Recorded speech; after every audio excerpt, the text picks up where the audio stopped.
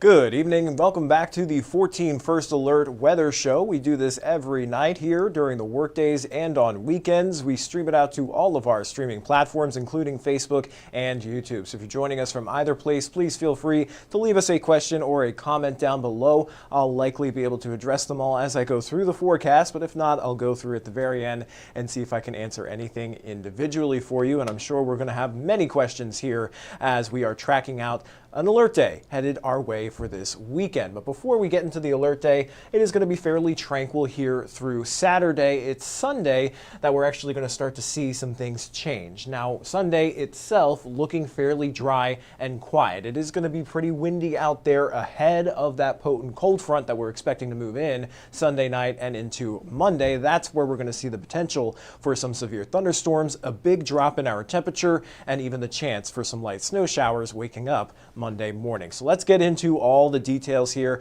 Here's a look at the alert day itself, Sunday night into Monday. And we're looking at primarily late Sunday evening and lingering a bit into the overnight hours for that severe storm potential. And then the cold air and the chance for some snow showers persist into early Monday morning. Now, with those storms, we're still looking at primarily a damaging wind threat with the potential for some embedded tornadoes. And then behind those storms, that's when we see that major drop in our temperature with that chance for some snow. So let's break down the alert here piece by piece. We'll start off by looking at our storm risk for Sunday. Now, if you remember and you were watching yesterday, we weren't even really outlooked for the potential of severe storms. The greatest risk was actually well off to our southwest. But today, models started to come together a little bit more, showing a little bit more instability, higher dew points, and of course, a lot of shear and a good amount of lift coming from that front. So the Storm Prediction Center has outlooked us there with that level 3 out of 5 risk for severe storms. So numerous severe storms are becoming more likely here headed into Sunday night. So let's break down the timing. So again, much of the day on Sunday is going to be pretty quiet. We'll have cloudy skies, winds coming up out of the south, gusting possibly anywhere between 40 to 50 miles per hour. So that is going to help transport in some more moisture and warmth. Temperatures will be topping out in the lower 70s by Sunday afternoon. But the actual front with that severe storm threat doesn't begin to push into our neck of the woods here until between 7 and 8 o'clock for portions of southern Illinois. And then it doesn't really make it here into the Evansville metro area and along I-69 until between 9 and 10 o'clock Sunday night. And then it continues to race off to the east between 10 and 11, and it should completely clear out of the area here by the time we get to around midnight or 1 a.m. And then we'll get a little brief pause in the action before we see that potential for some of those snow showers. So going over each individual risk here, these storms are going to be moving in fairly quickly. So we aren't too concerned about that potential for flooding, and it doesn't look like we have that much of a potential there for super large hail. But what we are mostly concerned with is that potential for damaging wind gusts. We have a very, very strong low-level jet racing in as that cold front crosses in from the west. So if those storms are actually able to develop along the leading edge of that front, they'll be able to tap into that wind energy and translate that right down to the ground. So much so to where we have that potential for potentially hurricane force wind gusts with some of these storms that move in. And along that line, we may get a couple of those kinks where those tornadoes could be embedded. So our main hazards here are damaging wind gusts along with that potential for a couple of tornadoes. But looking here at our storm ingredient checklist, it's still not completely a slam dunk risk here. Obviously, the ingredients are there, and if they come together, this could really blow up. But we are still looking at a lack of instability and a lack of moisture. A lot of the models here only have dew points getting up into the mid, maybe upper 50s. And typically, when you have a severe weather setup, the kind of magic number for our dew points and that moisture is 60 or above. And for instability, the moisture and instability go hand in hand. So if you don't have a lot of moisture, you don't often have a lot of instability. We only have a couple hundred joules per kilogram of surface-based potential instability there headed into this event. So those could be limiting factors here. But what we do think is going to overtake those limiting factors is the powerful cold front that's going to be moving in from the west. That is going to kick all that air mass along the surface up and it's going to lift it. And then with that lift, you will get those storms to potentially tap in to that strong wind shear aloft. So we've got some very, very strong winds as you go higher and higher up in the atmosphere that those storms would be able to take advantage of, and that's what would allow them to grow. So those are some of the details of the severe weather threat of the alert day. So let me go ahead and take a look at some of the comments so I can answer them as we go through the forecast here. We've got a lot of people joining us this evening saying hello. Good evening to all of you guys. Zach asking about the main threat here being severe damaging winds. Yes, that is one of our main threats, but we can't completely ignore that tornado threat there either. That does seem to be on the increase, especially if we get any little kinks in that line. Yes, Simeon pointing out something we also looked at here. The Storm Prediction Center probabilistic outlook on day 3 for Sunday does show that 45% hatched risk. So that they popped that earlier this afternoon, and typically when they do that, they're kind of eyeing up maybe another upgrade in that storm risk headed into tomorrow. So I would not be surprised if at least if maybe only a portion of the tri-state saw another upgrade to potentially a level 4 with that 45% hatched risk for damaging winds. Ryan says, my forecast, storms are coming. Yeah, that's pretty much the bottom line there. We've got that potential for some severe weather Sunday night for sure. Okay.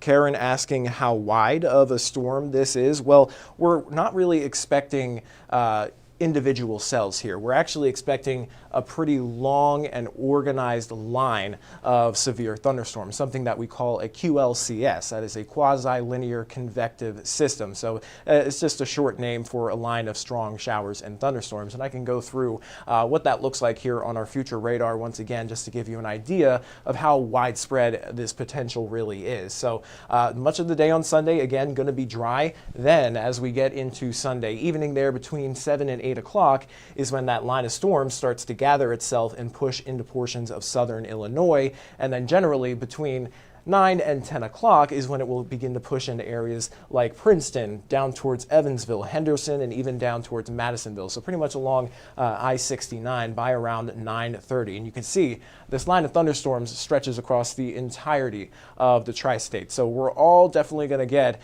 some pretty heavy rainfall and some strong thunderstorms moving through here Sunday night and into early Monday morning before it all clears out here by around midnight. So hopefully that answers your question.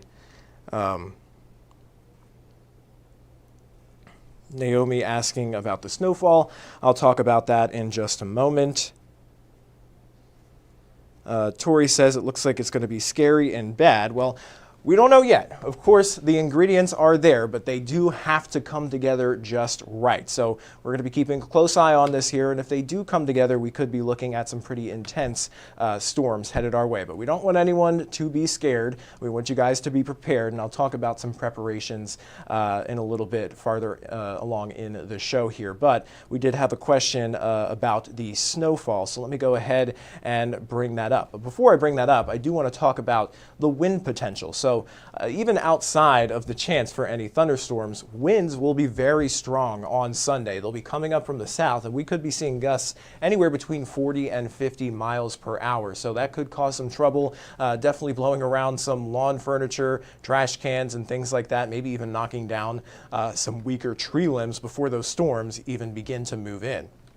So that is a hazard in addition to that severe storm threat. And again, looking at potential hazards with that: blowing objects, trash cans, lawn furniture, porch furniture, falling limbs, and even difficulty driving, especially if you have a high-profile vehicle like a semi-truck going along the highway.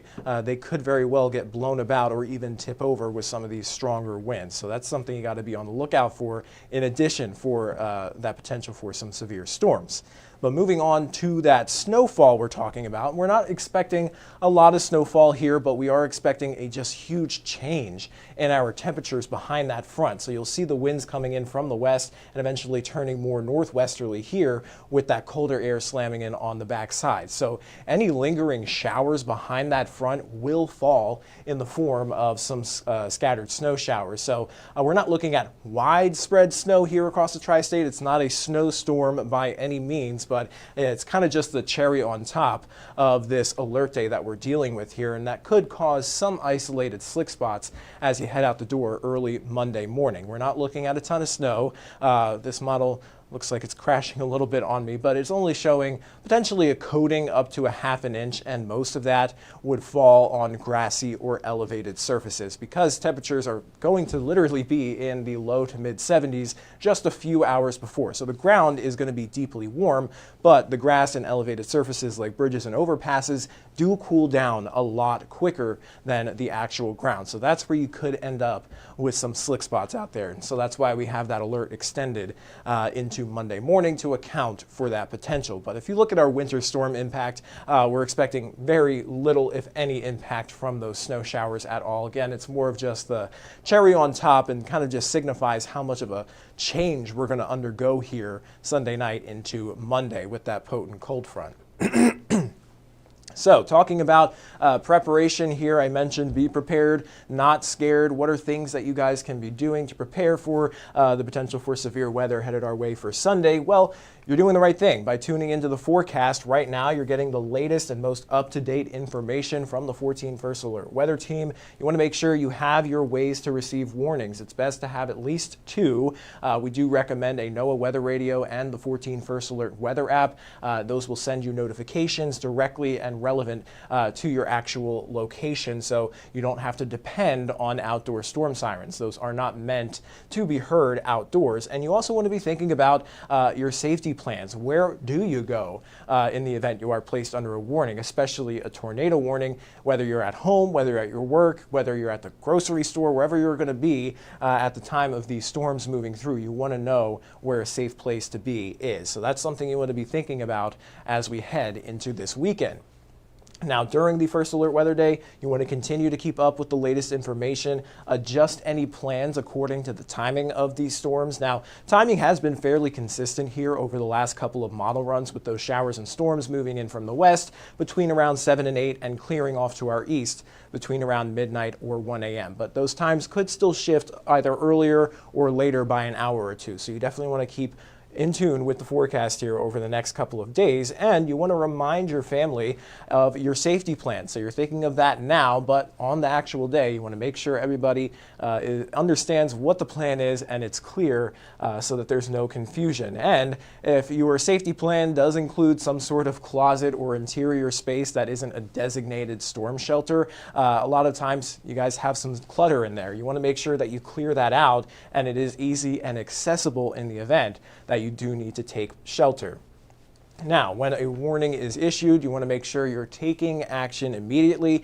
Go down to that safe place, making sure to get away from any windows or exterior walls. Even if it's just a severe thunderstorm warning, the potential for these damaging wind gusts being over 75 miles per hour, you don't want to be near any windows or exterior walls because that could easily snap a tree and fall down, and that could cause some damage or injuries. You want to make sure you're getting low to the ground, covering your head, preferably with a helmet, but you also want to be able to grab a couch cushion, a pillow, blankets, anything to throw over your body in addition to head coverings. And also, it's always a good idea to bring a good sturdy pair of shoes, a good pair of boots in the event that you do sustain some sort of damage from these storms. You don't want to walk out of your storm shelter and then potentially step on shards of glass, metal, nails, woods, things like that could also further injure you. So a good pair of shoes will help prevent that as well. And again, to stay up to date on all the latest information and to receive warnings directly to you for your relative current location, you want to download that 14 First Alert Weather app. You can scan the QR code on your screen. That'll take you to a place where you can download the actual app and you can turn on those notifications for those weather alerts so that you will always be alert and prepared for that potential of a warning. So let me go ahead and take a look at some of the comments once again. All right. Hillary asking if you think there will be a tornado watch. I'm not entirely sure just yet. That's mostly the National Weather Service's call, but usually anytime we have a threat for tornadoes, they typically just go ahead and issue a tornado watch. Even if our damaging wind threat is a little bit greater, I wouldn't be surprised. But regardless, a watch for either severe thunderstorms or tornadoes will likely be issued if all these ingredients still hold together through the next couple of days. All right. That's all the questions that I'm still seeing. Oh, it looks like Naomi says, thank you for the information. You are very welcome. So that is kind of the gist on the alert days for the severe thunderstorms, the wind, and the potential for some snow showers. Again, the higher impact here of this alert day will be those severe storms Sunday night, lingering a little bit into the overnight hours, and then followed up by that major drop in temperatures on the order of around 40 degrees. We're going to be going from temps in the 70s Sunday afternoon down potentially into the upper 20s, waking up Monday morning. And then it gets even colder beyond that. Here's a look at your 7-day temperature trend. There's that huge drop in our temperatures with that potential for a few light snow showers Monday morning, but it gets even colder there Monday night into Tuesday morning. Temperatures drop down into the mid to upper teens, and with even a little bit of a breeze still left over, which we are expecting still some breezier conditions waking up Tuesday morning, those wind chill values will actually be much, much colder. So here's a look at those wind chill values here. You could see that front lining up there overnight into early Monday morning. Waking up Monday morning, it will feel like the teens out there. However, Tuesday morning, it could feel as low as the single digits out there across the tri-state. As low as 4 degrees is a possibility in Evansville. So hopefully in your preparations in clearing out, your designated storm closet, you also bring out that winter jacket, because you are definitely going to need it here through the start of the work week. But it is only a brief cold snap. We will start to warm back up headed towards the middle and the end of the work week. So there's a look at your 7-day forecast. I'll take it full screen so you guys can get a better look at it.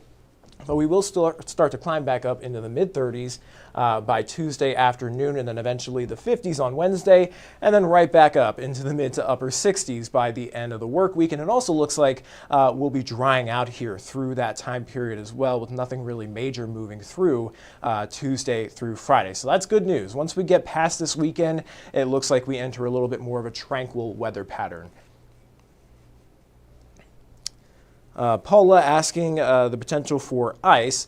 Not really seeing potential for any sort of freezing rain or sleet with this. If ice in the way of black ice, perhaps any sort of leftover water on the sidewalks or the roadways with temperatures crashing so fast, I wouldn't be surprised if we saw some black ice developing, but those winds are going to be so strong, and because there is going to kind of be this lull in between the rain and the snow, that wind could very well dry out most of the road surfaces. So I'm not too concerned with that potential for ice. We're mostly just concerned with the potential for a few isolated slick spots on bridges and overpasses with any snow showers that pass on by Monday morning.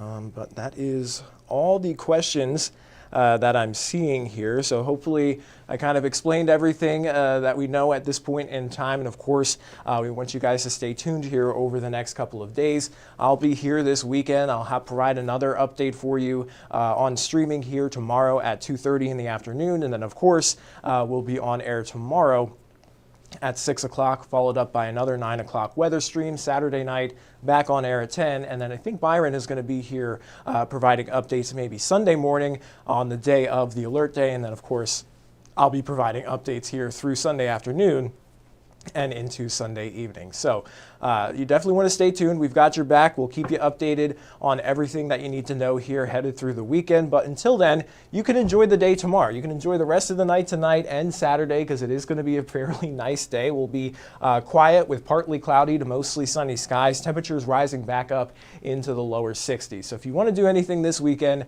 Saturday is definitely the day to do it and take advantage of. But until then, I'll see you all guys tomorrow. Until then, everybody stay safe and have a great rest of your